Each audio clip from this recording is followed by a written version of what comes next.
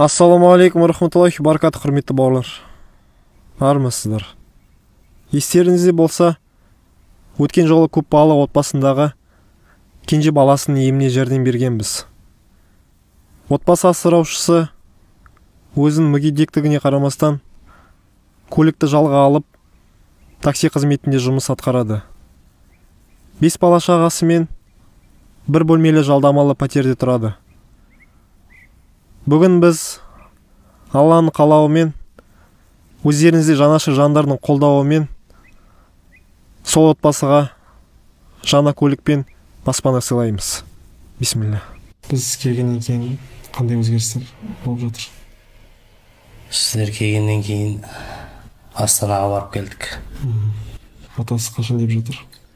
Отасын Құдай қаласа август айының орталарына шамамен.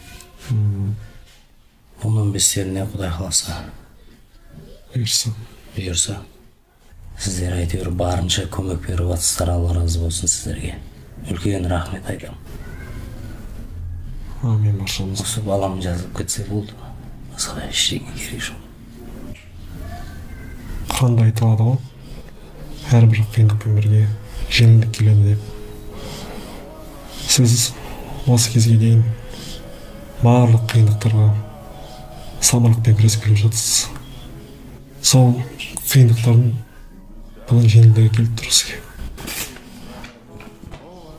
Бұл жаңа көлігіңіздің кілті.